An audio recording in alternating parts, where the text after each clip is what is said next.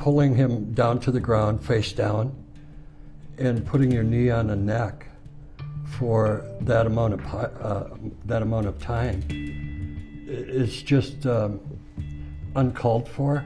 My opinion was that the force was excessive. I don't know what kind of improvised position that is. So that's not what we train. That in no way, shape, or form is anything that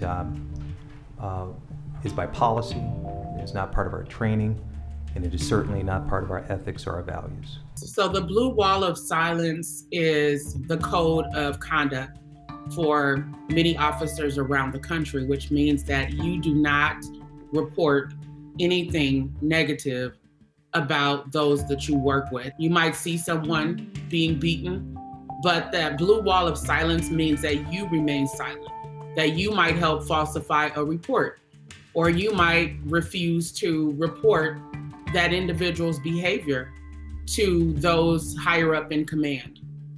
And so it's like a no snitching code for cops.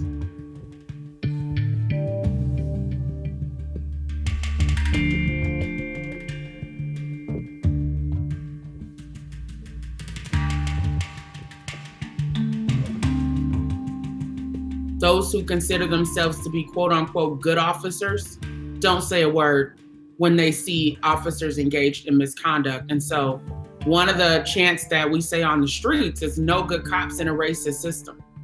And that's one of the reasons why.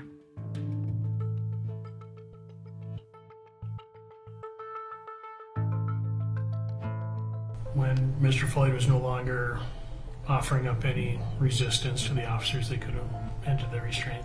It has to be objectively reasonable. We have to take into account the circumstances, information, the threat to the officer, the threat to others, and the severity of that. So that is not part of our policy. That is not what we teach, and that should be condoned.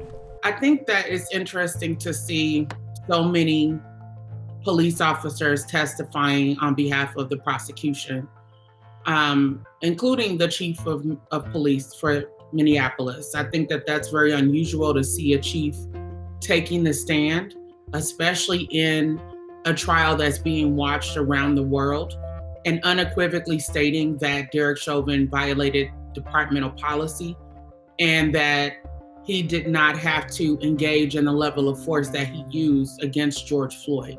I was happy to see that. For Chief Arredondo, he is intentionally trying to set the tone for the department in terms of the standards, the expectations, what he will and won't tolerate.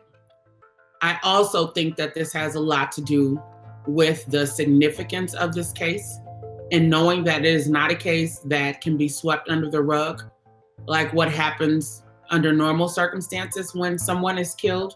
But this is a case that has drawn worldwide attention. And so they have to step forward and do something different.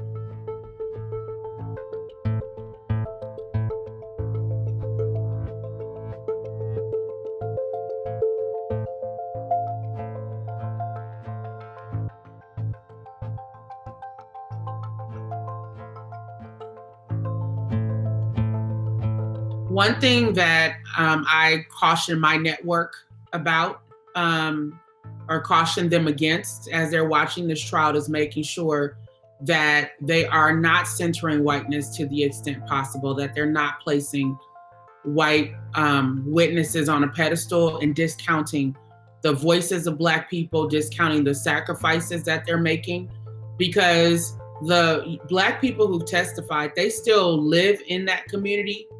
They still have to walk down the street. They still may have to face retaliation from officers and others who saw them testify.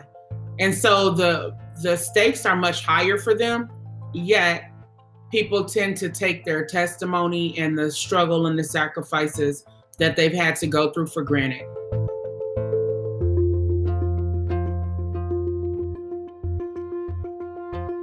If officers had been speaking up, Derek Chauvin probably would not have been on the force to even kill George Floyd. I mean, he had over a dozen complaints against him. He's also been involved in other deadly force incidences as well. He had no business being a trainer within the Minneapolis Police Department. And so if that blue wall of silence had crumbled before this trial, George Floyd and many other people would likely still be alive. So there is still so much work to do as far as rooting out systemic racism and white supremacy within the Minneapolis Police Department, as well as many others. I'm not sure that through one trial, as a matter of fact, I doubt through one trial we're going to get there.